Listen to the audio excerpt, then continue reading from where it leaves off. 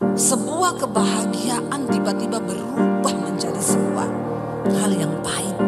Inilah hidup, ini hidup. Ikut Tuhan itu tidak selalu yang manis.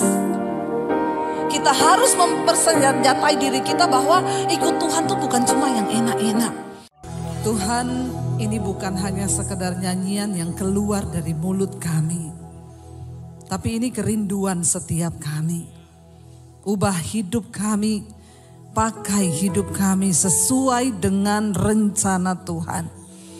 Karena kami tahu Tuhan, kesuksesan di dunia ini tidak bisa diukur dari apapun harta, jabatan, kekayaan.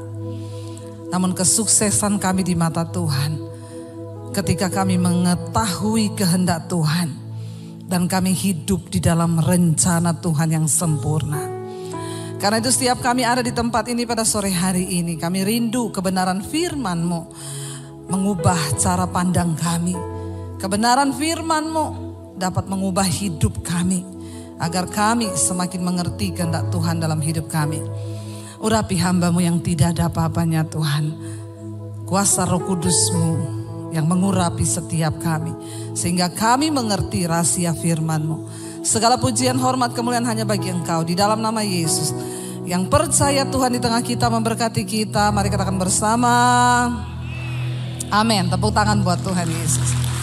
Iya, silakan duduk Bapak Ibu yang terkasih, shalom. Bagaimana kabarnya?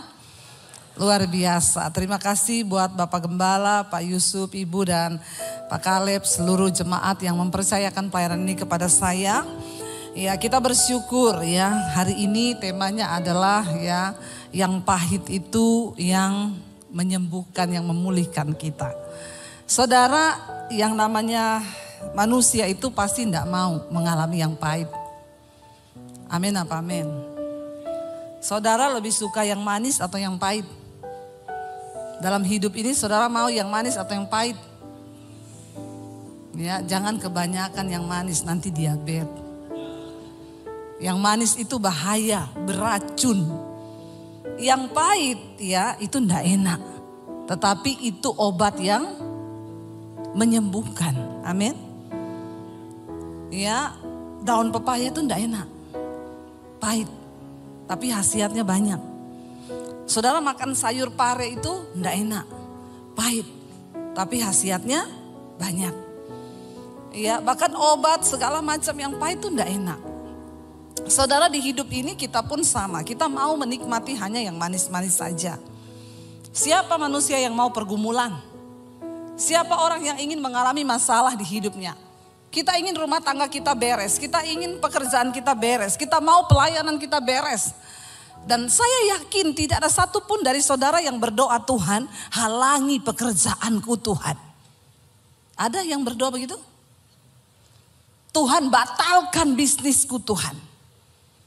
Enggak ada orang yang berdoa seperti itu.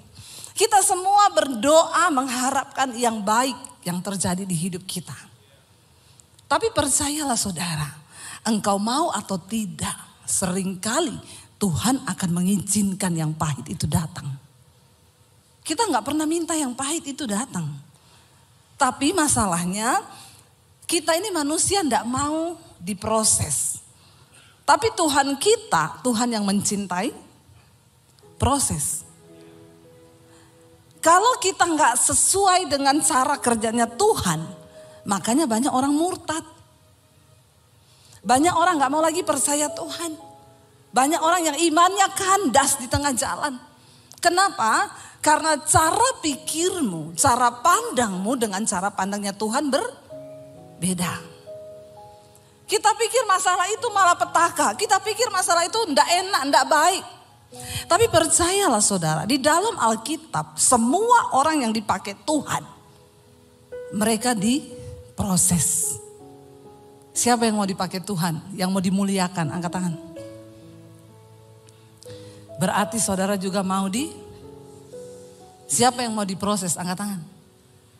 Mulai turun, enggak semua lagi. Ya. Orang Kristen hanya mau yang enak. Saudara, ketika Tuhan memberikan mimpi besar kepada Yusuf, lalu Yusuf menceritakan mimpi itu kepada keluarganya. Apakah keluarganya senang dan mendukung dia? Mereka bilang, wow hebat kau Yusuf. Ya engkau luar biasa dipakai Tuhan. Oh ya ayo kita sama-sama dukung mimpimu. Seperti itu? Enggak. Waktu Yusuf menceritakan mimpinya, pandangannya saudara-saudaranya ngomong apa? Sombong banget. Ya kan? Oh ya, kamu merasa lebih hebat dari kita. Lihat aja kamu. Apa yang terjadi? Mereka mencoba membunuh Yusuf, bukan hanya membunuh mimpinya loh. Tapi mereka mencoba membunuh Yusuf. Tadinya mereka mau masukin dia ke dalam sumur. Lalu mereka pikir, rugi banget ya kita masukin dia ke dalam sumur, kita gak dapat apa-apa. Jual aja supaya dapat duit. Ya, zaman sekarang bahaya saudara. Sering kali demi keuntungan, orang tuh rela mencelakai teman, sahabat, bahkan saudara sendiri. Itu terjadi. Tapi kita lihat bahwa semua pun itu Tuhan izinkan. Untuk menjadikan kita ini dibentuk, diproses menjadi lebih indah. Ketika Yusuf mendapat mimpi dari Tuhan, apakah langsung dia bilang gini, Tuhan oke, saya terima mimpi itu. Mulai sekarang hidupku enak karena aku dapat visi besar dari Tuhan. Begitu? No. Ketika kita mendapat visi besar dari Tuhan, saat itulah bersiaplah engkau untuk diproses. Makanya kalau ada orang Kristen datang sama saya, Bu berat banget yang saya alami sekarang. Saya bilang, wow puji Tuhan.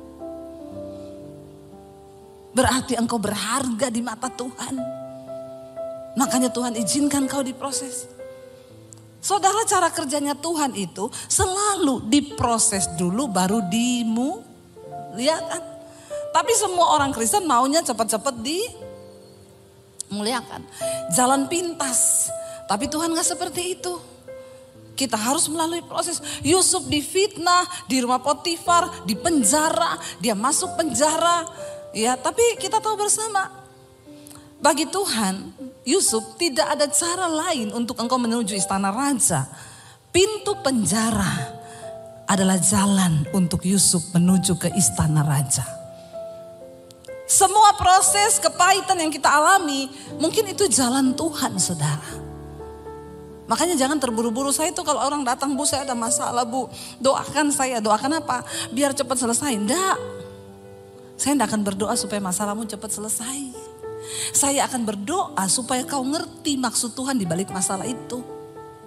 Kalau kau sudah ngerti, bagi Tuhan menyelesaikan masalahmu itu hanya semudah dia berfirman. Tapi bagi orang Kristen itu ya banyak yang gak mau, gak sabar. Saya bilang, kalau kamu bikin jalan pintas lewat masalah ini, bisa banget, bisa kamu minta tolong, kamu punya kenalan, orang hebat, kamu punya koneksi. Tapi engkau akan mengalami ini lagi. Gak tahu bulan depan, tahun depan akan sama persoalanmu. Engkau gak akan pernah lulus, kenapa? Karena kau tidak mengerti kehendak Tuhan di balik masalah itu. Saya punya teman saudara, dia pengusaha, banyak duit. Setiap kali ada masalah gampang, tinggal panggil koneksi, telepon sana sini, beres. Ketika dia mendengar khotbah saya, dia bilang, aduh Ibu Debbie kita harus mengandalkan Tuhan ya. Iya. Hari-hari ini dia telepon saya, Bu ini sebenarnya Bu, saya telepon si A si B beres nih masalah saya Bu. Tapi saya dengar khotbahnya Ibu, tapi kok gak beres-beres ya Bu. Saya bilang, Bapak mau coba tolong diri sendiri? Silakan kalau Bapak mau pakai cara lama. Pak, orang itu kalau mau dimurnikan Tuhan Pak, memang berat Pak. Sampai kedaginganmu tuh menjerit, berteriak. Dia bilang sampai anak saya, buah saya bilang begini, Bapak kok sekarang jadi begini ya Pak, jadi tolol. Saya bilang memang orang itu melakukan firman, kelihatannya tolol. Tapi disitulah engkau mulai mengandalkan Tuhan. Jangan pakai cara lama.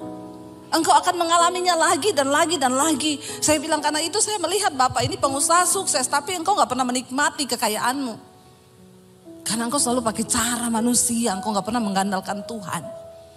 Ya berat saudara.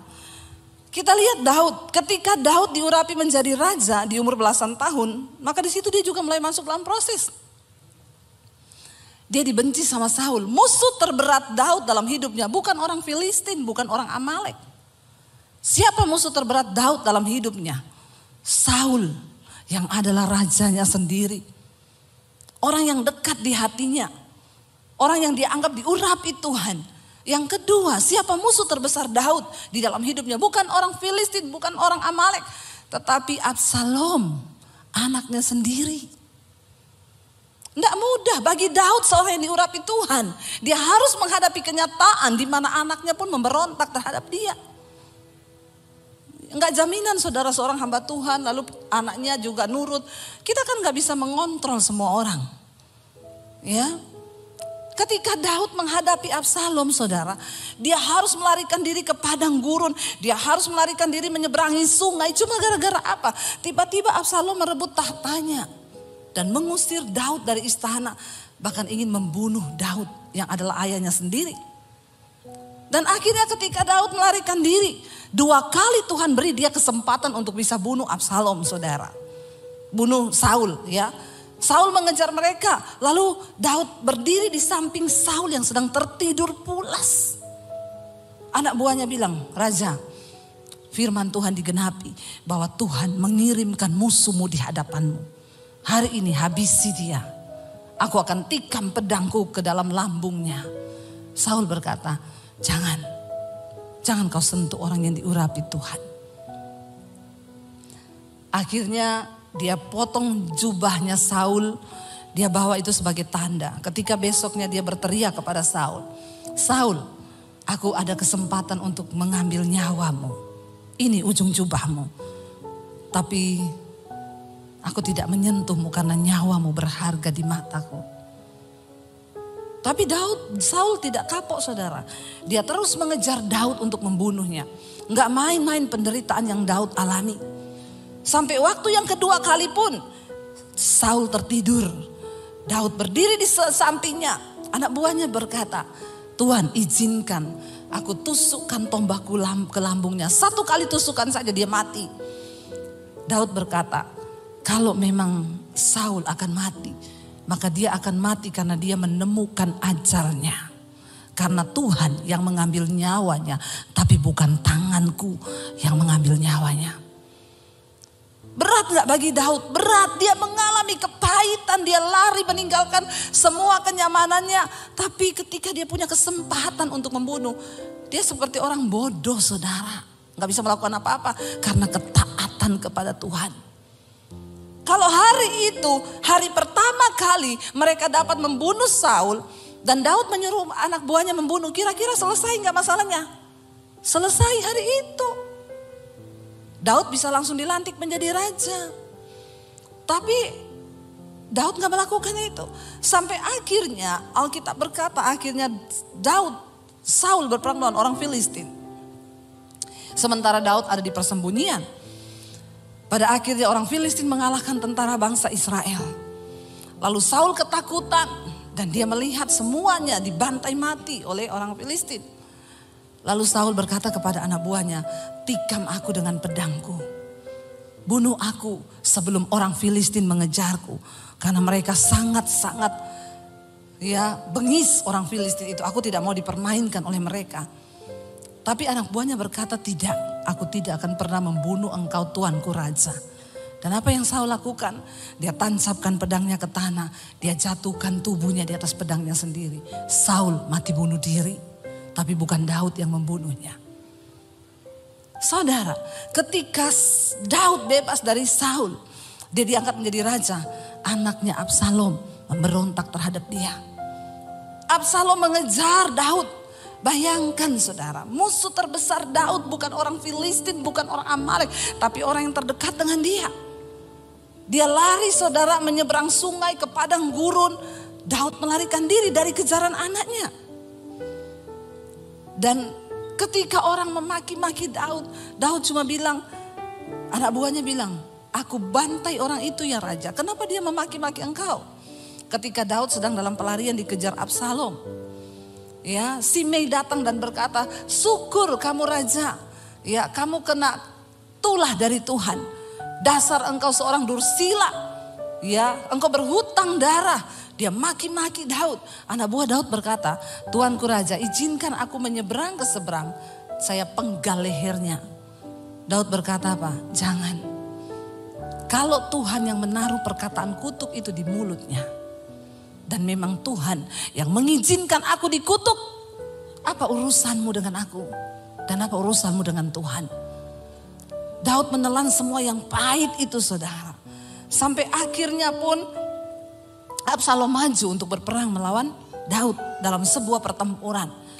Daud berkata kepada panglimanya Yoab, pergi hadapi Absalom. Tapi satu pesanku, kalau engkau berhasil mengalahkan Absalom, jangan engkau bunuh dia dan jangan engkau apa-apakan dia. Tapi saya percaya sebagai panglima perang, Yoab itu gondok gak? Gondok.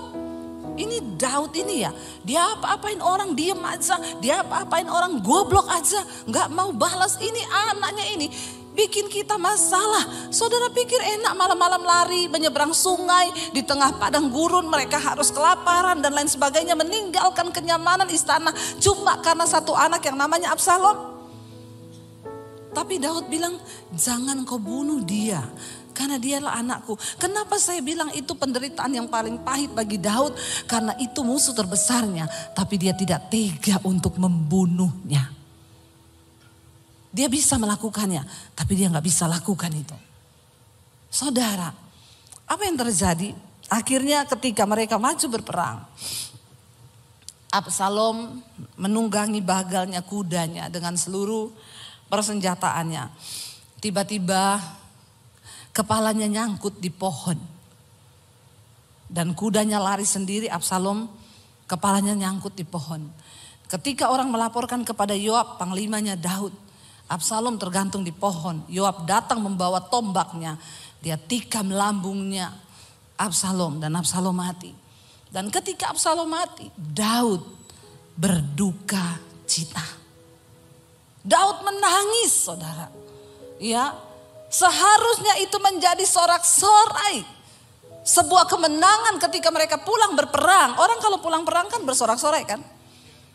Tapi ketika itu mereka masuk ke Israel. Itu seperti orang yang kalah perang. Karena mereka tahu Daud berduka cita atas kemenangannya, kematian anaknya sendiri. Kemenangan berubah menjadi kesedihan. Saudara bisa bayangkan apa yang Daud alami.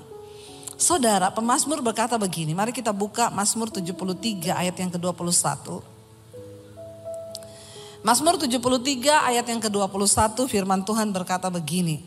Kita baca bersama Mazmur 73 ya, ayat yang ke-21. Ketika hatiku pahit, ketika hatiku merasa pahit dan buah pinggangku menusuk-nusuk rasanya, aku dungu dan tidak mengerti, seperti hewan aku di dekatmu. Waktu orang itu pahit, sakit hati, mengalami tekanan, maka itu pasti akan berimbas kepada fisiknya. Itu pasti, saudara. Kalau saudara banyak masalah, ya pasti saudara mulai sakit tulang, ya itu pasti. Karena makanya Alkitab berkata hati yang gembira itu obat yang manjur.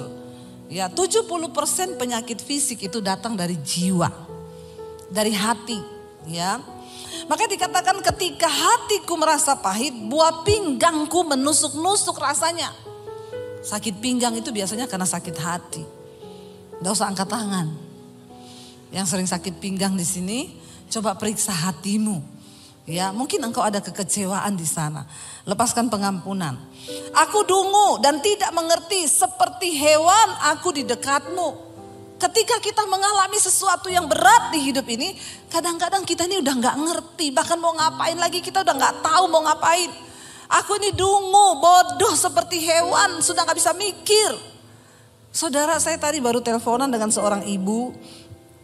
Luar biasa, ibu ini mengalami kepahitan yang bukan kepahitan yang dibuat manusia. Jadi beberapa waktu yang lalu saya pelayanan di satu kota. Dia suruh saya doakan anaknya yang menikah sudah beberapa tahun tapi belum punya anak. Jadi saya panggil anak itu, saya doakan, saya tumpang tangan perutnya. Puji Tuhan, setelah saya pulang sebulan kemudian anak itu hamil. Ya, seneng. Keluarganya seneng, anaknya hamil. Ya, sebulan yang lalu dia melahirkan, saudara. Semua senang, ya mamanya senang-senang dapat cucu. Tiba-tiba ketika anaknya baru berumur 1 bulan, Kamis kemarin, anak ini meninggal. Tapi bukan bayinya, tapi mamahnya. Jadi anak dari ibu ini. Saudara bisa bayangkan, sebuah kebahagiaan tiba-tiba berubah menjadi sebuah hal yang pahit. Inilah hidup, ini hidup. Ikut Tuhan itu tidak selalu yang manis. Kita harus mempersenjatai diri kita bahwa ikut Tuhan itu bukan cuma yang enak-enak. Saya selalu berkata, saudara, kepada anak Tuhan, engkau ikut Tuhan bukan supaya engkau tidak mengalami masalah di hidupmu. Kenapa engkau harus dekat dengan Tuhan? Karena ketika engkau mengalami masalah, engkau akan beroleh kekuatan sebab engkau dekat dengan Tuhan. Jangan kau kecewa, banyak orang datang, Bu kenapa Tuhan, Bu kenapa Bu, saya sudah sungguh-sungguh ikut Tuhan, saya sudah begini. Saya bilang kau itu dekat Tuhan bukan supaya hidupmu gak ada masalah. Dunia ini tempatnya masalah. Kalau saudara gak mau hadapi masalah, silakan pergi dari dunia. Ya apa ya? Makanya kalau orang datang, Bu Debbie saya itu banyak masalah di hidup saya, kenapa gak pernah selesai? Ibu sudah capek hidup? Ngomong Bu, nanti saya doakan. Karena hanya di dunia orang mati tidak ada masalah. Selama kita hidup pasti ada masalah. Tapi jangan cari-cari masalah buat lo. Jangan cari masalah. Karena hidup ini kita lurus-lurus aja banyak masalah. Kemalangan orang benar itu banyak. Orang benar loh, kemalangannya banyak, saudara. Makanya jangan suka menghakimi juga kalau ada orang dalam masalah itu ada dosa itu pasti ada gini. Enggak, sering kali Tuhan izinkan yang pahit. Saya ingat dulu kami satu keluarga tabrakan, saudara. Mau pelayanan ke Anyer, di mobil kita nyanyi lagu rohani loh. Ku diberi kuasa dari Raja Mulia. Suami saya nyetir, anak saya 3 di belakang, saya di depan. Saya pakai suara 1, suami suara 2, bagi suara kita di mobil. Kurang apa? Mau pergi kita berdoa loh, Tuhan sertai perjalanan kami. Segala roh maut kecelakaan kami patahkan, hancurkan dalam nama Yesus. Pas kita mau exit tol di Cilegon, itu udah mau keluar. Suami saya bangunin saya, siapin uang tol, waktu itu belum pakai kartu. Saya lagi ambil di tas begini, saya tidur. Anak-anak semua tidur di belakang. Saya lagi ambil duit begini, tiba-tiba saya dengar suami saya bilang, Tuhan Yesus tolong. Saya ini baru mau tanya, maksudnya Tuhan Yesus tolong kenapa? Tiba-tiba saudara, saya merasakan benturan yang keras sekali di mobil kami. Mobil kami terlempar, terbalik ke sebelah. Dan itu makanya makanya kenapa kita ini harus selalu hidup kudus, saudara. Kematian itu hanya berjarak 1 detik dari hidup kita. Ngeri. Kita tuh kalau mati begitu, saudara, kita ini udah gak sempat bertobat. Waktu mobil ternyata ada bus dari belakang kami. Busnya namanya laju prima. Lajunya bener-bener prima. Kami ini mobil posisi berhenti di jalan tol. Memang jalan tolnya itu menurun dan berbelok begini. Posisi mobil kami itu berhenti mau bayar tol. Dia tanpa rem melaju dari atas dengan kecepatan yang sangat tinggi. Nggak sempat ngerem. Jadi suami saya itu banting setir ke kanan. Di depan kami masih ada 3 mobil. Dia hantam mobil kami, pas di pojokannya mobil kami terlempar terbalik ke sebelah. Lalu dia menghantam lagi 2 mobil, tapi yang paling keras itu di mobil kami karena mobil kami yang kena pertama. Saudara, waktu mobil itu terlempar terbalik-balik begitu, saya itu udah gak sadar. Itu kita kalau bikin dosa, lalu mengalami kayak begitu, saudara gak akan sempat ngomong, Tuhan ampuni saya selingkuh, Tuhan ampuni saya kepahitan, Tuhan ampuni Tuhan. Gak akan sempet. Saudara, dalam kecepatan sekian detik saya hilang, udah hilang, gak ingat apa-apa. Cuma syok, kaget, apa ini udah gak sempet berpikir, tiba-tiba saya buka mata, mobil sudah terbalik, saya kepala di bawah. Airbagnya keluar, asap semua, saya panik, saudara. Anak saya semua bangun, Mam kenapa ini Mam? Kiamat Mam, kiamat. Dia pikir kiamat, meteor jatuh. Saudara, benar. Ya saudara bisa tertawa dengan kisah saya, tapi cukup saya yang mengalami saja. Saya bilang sama Tuhan, Tuhan jangan gini juga keles. Saya tahu saya sering khotbah, tapi jangan terus-terusan izinkan saya yang mengalami Tuhan. Ya, cukup saya yang ngalami, saya bisa cerita sama saudara. Makanya memang pengkhotbah itu harus dia yang ngalami duluan. Amin. Seminggu sebelumnya rumah saya kemasukan maling.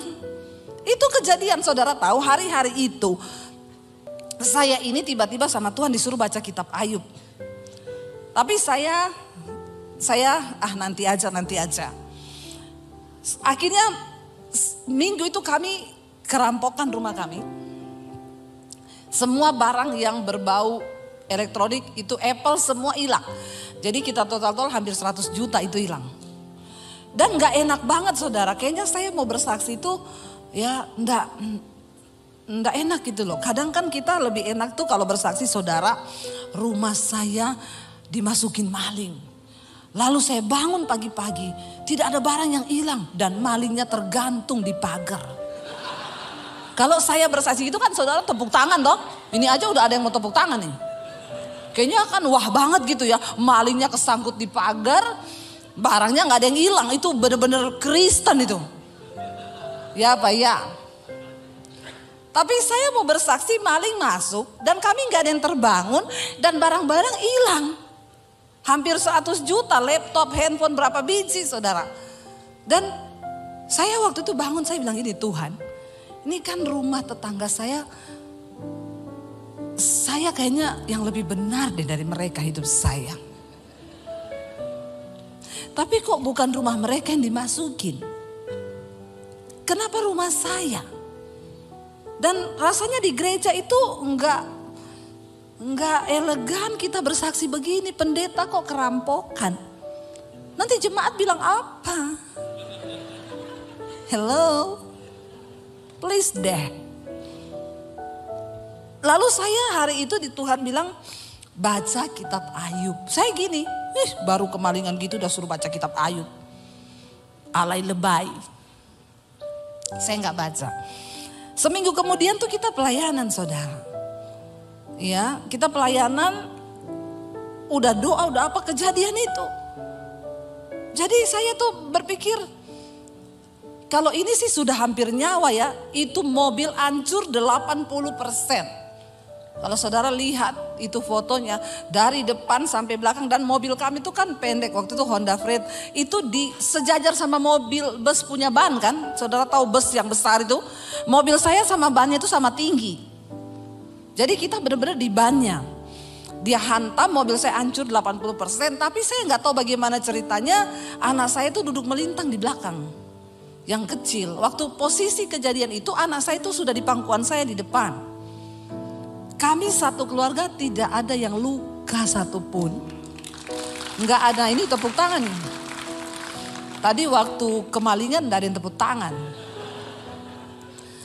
Ya, itu kami nggak ada luka saudara. Cuma ketika saya itu bilang, aduh Tuhan ya, kayaknya ini sudah hampir nyawa ini ya, sampai polisinya datang, saya dan anak-anak harus dibawa ke rumah sakit terdekat, walaupun nggak ada darah, nggak ada apa, tapi kami harus diperiksa. Jadi suami saya tinggal di mobil. Waktu suami saya tinggal, polisinya datang, dia bilang gini, waduh Pak, mobilnya hancur ya Pak, tapi untung loh Bapak cuma sendiri. Ini tadi Pak, kalau ada yang ikut, pasti yang duduk di bangku kedua udah pasti meninggal Pak. Suami saya bilang, kami berlima Pak. Astagfirullah. Terus suami saya dipegang punggungnya sama polisi. Terus mana sekarang? Istri saya, anak saya 3 Pak. Polisinya elus-elus suami saya. Ikhtifar ya Pak ya. Ikhtifar, namanya musibah itu kita tidak ada yang tahu ya Pak. Terus gimana Pak keadaan istri sama anaknya? Suami saya bilang, puji Tuhan gak ada yang luka, gak ada yang apa. Alhamdulillah, Masya Allah, Subhanallah. Suami saya bilang haleluya Pak. Saudara, akhirnya saya pulang saudara. Saudara boleh tepuk tangan, tapi di hati saya nih, saya pahit saudara sama Tuhan. Saya bilang, Tuhan, kenapa bertubi-tubi Tuhan? Apalagi ketika ada orang-orang dekat itu WA, SMS, Bu, saya dengar ibu kecelakaan ya. Iya, introspeksi diri. Itu kata-kata memang memotivator untuk orang semakin kepahitan. Orang lagi ada musibah, ndak usah kau tulis introspeksi diri, ndak usah. Dia pasti sudah, tanpa kau suruh, ndak usah. Kau ndak perlu berkata kalau hanya melukai. Orang-orang Kristen, orang pelayanan, introspeksi diri Bu, ibu kan hamba Tuhan. Dia tambah ayat lagi, firman Tuhan berkata, rancanganku bukan rancangan kecelakaan. Pret, kau ndak ngalami kau. Saya hanya bisa menelan ludah dan berkata, terima kasih Bu, amin. Saya tuh mencoba introspeksi diri ketika kami mengatakan, Tuhan saya tuh salah apa Tuhan? Kalau saya selingkuh, enak saya langsung tahu, ini pasti karena saya selingkuh Tuhan marah toh. Atau saya lagi kepahitan lalu ngalamin gitu, ini pasti karena saya kepahitan nih Tuhan tegur. Langsung bertobat. Masalahnya saya cari-cari, saya gak ketemu salah saya. Stres enggak saudara? Saya pahit sama Tuhan. Kenapa engkau permalukan aku Tuhan? Aku nih hambamu loh. Seolah-olah engkau meninggalkan saya. Iblis bilang, di mana Tuhanmu? Sekarang kau dicerca semua orang. Bertubi-tubi saudara yang datang. Lalu akhirnya puji Tuhan ya kami nggak mengalami apapun. Kami akhirnya berdoa, saya telan sendiri ya. Ketika kami mengalami itu juga banyak yang menjauh, dipikir kita ini orang kena kutuk. Bertubi-tubi. Lalu puji Tuhan ya setelah beberapa waktu Tuhan gantiin mobil kita dari yang Honda Freed dikasih Innova yang terbaru saat itu. Nggak usah tepuk tangan. Nggak usah. Ya. Dikasih Innova yang terbaru. Itu orang yang introspeksi diri tadi yang ngomong begitu. Dia ngomong gini, dia WA saya, Bu, saya dengar ya ibu mobilnya diganti yang lebih bagus dari yang dulu ya. Ternyata ibu tabrakan tuh karena Tuhan mau ganti mobil ibu ya. Jadi saya bilang gini, ibu mau mobilnya diganti, Mercy. Mau Bu, saya doakan masuk di bawah kontainer. Kadang-kadang orang Kristen tuh otaknya picik. Ya picik kau. Semua hanya diukur dari berkat Tuhan. Semua hanya diukur dari sesuatu yang manis. Ada begitu banyak hal yang saya dapatkan saudara. Waktu saya baca kitab Ayub itu. Akhirnya saya baca itu Ayub. Saya baru tahu Tuhan apa yang saya alami ini gak ada apa-apanya dengan apa yang Ayub alami. Saya nangis waktu itu sama Tuhan. Dan saya harus merasakan itu semua. Saudara, tadi pemazmur itu berkata, dia bilang begini, aku ini dungu seperti hewan aku di dekatmu. Tetapi ayat 23 berkata, kita baca bersama apa ayat 23 bilang, tetapi aku tetap di dekatmu, engkau memegang tangan kananku. Ayat 24 berkata, dan nasihatmu, engkau menuntun aku dengan nasihatmu, engkau menuntun aku dan kemudian engkau mengangkat aku ke dalam kemuliaan. Walaupun pahit hari ini engkau alami, pastikan engkau tetap berada dekat dengan Tuhan. Sekalipun kau gak ngerti, aku dungu Tuhan, aku gak ngerti. Saya tadi teleponan dengan ibu yang anaknya itu meninggal. Dia nangis, saya bilang, ibu saya turut bersimpati. Tapi Bu, jangan pernah berkata Tuhan tidak baik. Dia bilang, iya Bu Debbie, saya tidak menyadari, saya nggak nyangka terjadi seperti ini. Ibu, Tuhan baik. Iya Bu, Tuhan baik Bu. Saya banyak introspeksi diri saya Bu, saya harus lagi lebih mendekat kepada Tuhan. Banyak hal yang saya bertobat dalam hidup ini. Wow. Puji Tuhan, itu yang membuat hati saya senang karena dia nggak jauh, tidak lari menjauh. Saudara, mari kita lihat bersama, kita cepat saja Yesaya 38. Ketika Hizkia divonis mati sama Tuhan, dia sakit. Dia berkata begini saudara, Yesaya 38 ayat 15. Apakah yang akan kukatakan dan kuucapkan kepada Tuhan? Bukankah Dia yang telah melakukannya? Aku sama sekali tidak dapat tidur karena pahit pedihnya perasaanku. Orang itu kalau pahit pedih memang susah tidur, saudara. Iya enggak? Saudara ngalami enggak yang susah-susah tidur hari-hari ini? Banyak pikiran. Ya, banyak pergumulan, memang tidak bisa dipungkiri. Apalagi divonis mati.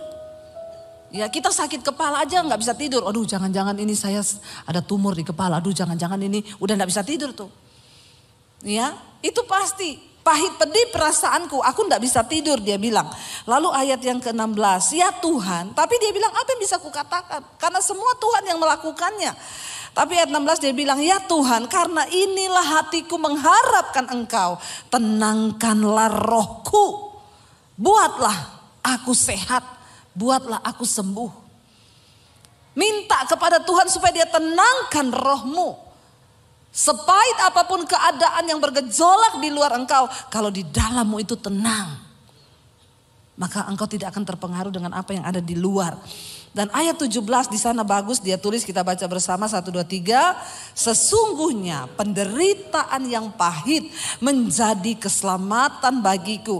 Engkaulah yang mencegah jiwaku dari lubang kebinasaan.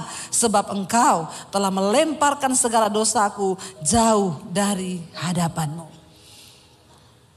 Ternyata penderitaan yang pahit itu dapat apa? Menyelamatkan jiwa kita. Makanya jangan selalu benci kepada proses yang Tuhan kerjakan. Banyak orang yang akhirnya sekarang berkata gini, saya bersyukur Bu, untung saya diproses. Kalau nggak diproses, maka saya tidak akan melihat kemuliaan Tuhan. Kalau saya nggak diproses, saya tidak pernah tahu rencana Tuhan. Saudara, di hidup ini kita akan mengalami banyak hal yang bahkan kita nggak terbayang. Siapa yang terbayang, saudara? Ibu tadi lagi seneng punya cucu, baru lahir. 1 bulan cucunya, anaknya meninggal. Siapa yang tahu itu akan terjadi? Tapi inilah hidup. Saudara mau atau tidak, seringkali yang pahit itu Tuhan izinkan. Tapi kenapa kita harus selalu dekat dengan Tuhan?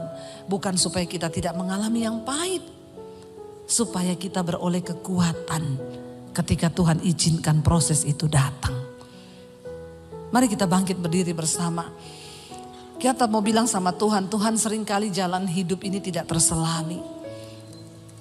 Tapi kami butuh penyertaan Tuhan dalam hidup ini. Supaya yang pahit itu di dalam penyertaan Tuhan menjadi sesuatu yang menyembuhkan jiwa kami. Tolong kami tetap taat Tuhan di dalam segala perkara. Kita mau bilang di hadapan Tuhan, penyertaan-Mu sempurna Tuhan. Bahkan rancangan-Mu itu penuh damai di hidup kami. Terima kasih Yesus.